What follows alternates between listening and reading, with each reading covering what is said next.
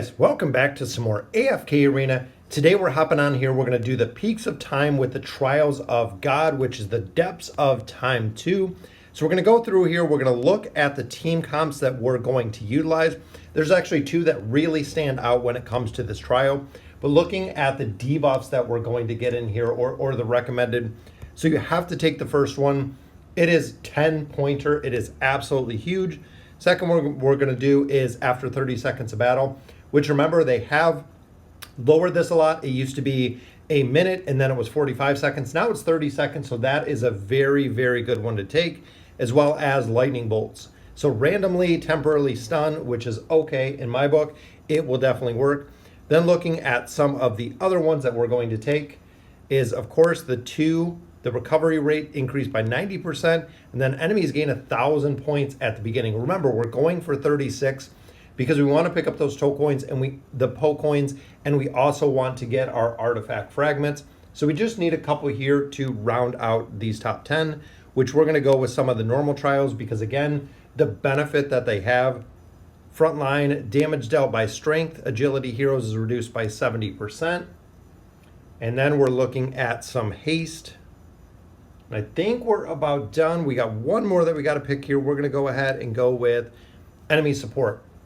Damage received by enemy support is reduced by 30%. So that will give us our 36, which requires us to get the po coins as well as the fragments for the artifacts. So looking at the team themselves, there's actually two teams that do really well. The first one that we look at is the Ainz team. So a lot of players have run Ainz with with Albedo in here as well. So Arthur, Albedo, and then the other two positions are the support positions. So we actually put Talene in here with Rowan. This is a very, very strong combination. This is very reliant, not only the healing of Rowan, the healing of Talene, but ultimately the only thing you want to do in this formation is get Ainz to ult, because he will destroy and he will kill everything. So that is the first formation. Second one we look at is one that we've used for a ton of the expedition, which relies on Saurus and Tassi. Very, very powerful combination. Aziz is in here for not only the attack rating reduction, but also for locking out the ults, which is very powerful. When in turn you lock out the ults, you can actually let Saurus keep his five stacks on him, healing the entire team very, very fast. And then the final ones we look at are the twins and then Rowan. So another very strong combination. This one provides a lot of crowd control. It does take a considerable, it takes more time to kill the enemy, but you do work them down with Saurus being an absolute powerhouse, especially when he has all 5 of his abilities up or all 5 of his stacks up, can make it very, very easy. So let's go ahead and we'll run through all of these battles. I'm going to go personally with the Saurus team and see exactly how we do. So sticking with my team comp, again, we're going to go with Saurus and we are going to go with Tassi. Saurus provides the healing for the team. Not only does he do quite a bit of damage, even though we chose the strength reduction in there, but Tassi does a lot of crowd control. Rowan does a lot of crowd control as well, making this team work very, very well. Twins, of course, super cycle the energy regeneration between all of the heroes, as well as Aziz. With Aziz having that 50% reduction or 50% mana battery, the energy reduction or the energy increase he's going to give you very, very strong. Plus, he locks out heroes from doing their ultimate ability, meaning that most of these teams will be locked out a considerable amount of time because of the twins and the haste that they provide. Tassi, also look at that, guys, does a considerable amount of damage in here, making sure that you just slow down a little bit. I wouldn't recommend doing this on 4 speed. I know I do run through it on 4 speed, but essentially if you do lose a hero, so if you go past that 30-second mark and you do lose a hero, making sure that you do not miss out on any of this or you don't have to restart the Trials of God. Even though there isn't that many battles, it's a really big inconvenience if this is something that you have to start over just because you lost the twins or you lost Aziz or another hero. So ultimately, guys, this is the team that we are going to run right through here. Rowan there with the crowd control, get a lot of sleeps from Tassi. Essentially with the sleeps, it allows Saurus to get all 5 of his stacks, meaning he is going to heal the entire team with his plus 30 signature item. And all the heroes or all the enemies just actually sit there in the slumber. They don't attack, they don't get energy, they just literally sit there, and you'll see Saurus run around and just completely run them over. So even Lorzen here in the front, boom, Aziz pulls him down, there's the sleep. Saurus gets through Lorzen, goes right to the back to Solus, gets right through there, circles back to take out the other target, and then right to Respin in the bottom, with Aziz providing that attack rating debuff because they're in the burning ground. Absolutely perfect. Tassie doing a ton of damage there. Which brings us to the camp up to the north. Again, just running with the exact same one. Twins right off the bat. So if you can get the twins to ult right at the beginning of battle, or if you can get Tassie to ult right at the beginning of battle, again, it allows Saurus to get those stacks really, really quick, which makes it perfect, guys. It makes it very easy to get through here, making sure that you can finish out these battles really quick. And overall with the Trials of God, this one is considerably easy. I did run through all of this except one battle the very first time. So it was really easy with this team comp. A lot of players have went through with Ainz. It does the exact same thing.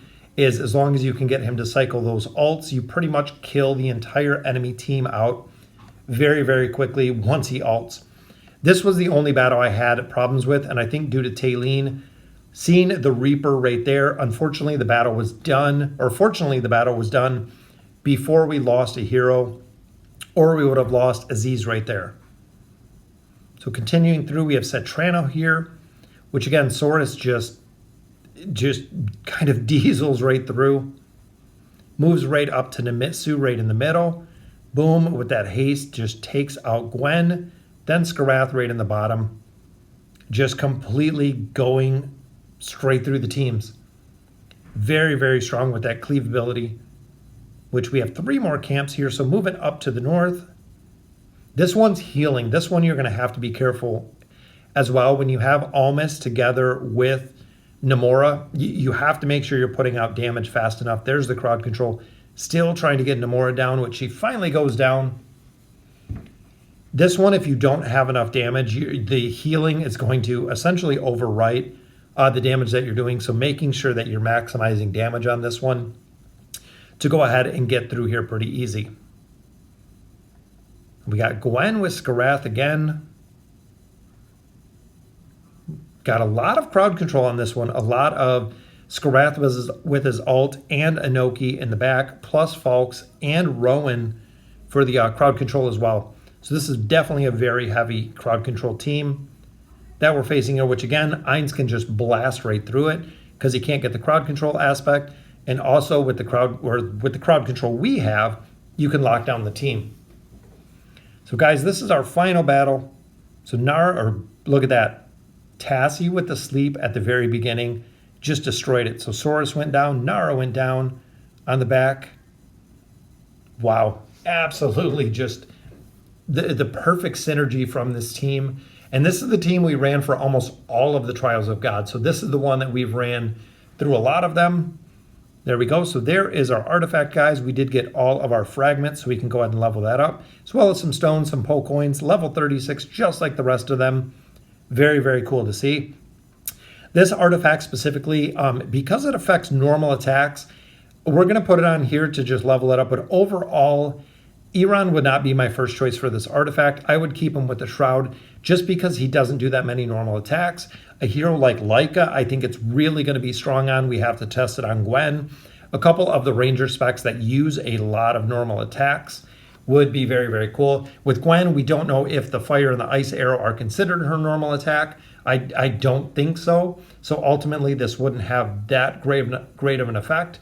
But there's going to be a lot of heroes that do utilize the normal attacks that are definitely going to benefit from this. Boost in accuracy, boost in attack. Very, very cool to see. So we're going to go ahead and we're going to drop this on Leica. Still got to build her up on this account a little bit, but ultimately this is the artifact that I'm going to go with for her because of the normal attacks. And if you have her furniture, she doubles the normal attacks, which I'm hoping is going to be super broken, allowing her to do a ton of damage there. So every 3 normal attacks, she will do some additional damage. So let me know in the comments what you guys think, guys. That is the Peaks of Time, the Trial of God, the Depths of Time 2. And as always, thank you for watching.